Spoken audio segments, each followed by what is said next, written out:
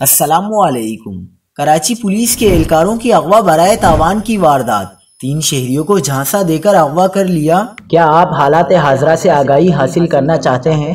خبر کے پیچھے چھپے اصل حقائق جاننا چاہتے ہیں تو ابھی سبسکرائب کیجئے جلمل پاکستان کو اور ساتھ ہی گھنٹی کے نشان پر کلک کر دیں۔ آپ کو بتاتے چلیں کہ قائد آباد کے رہائشی عصمت نے نایاب بچھوؤں کا ایک اشتہار دیکھا۔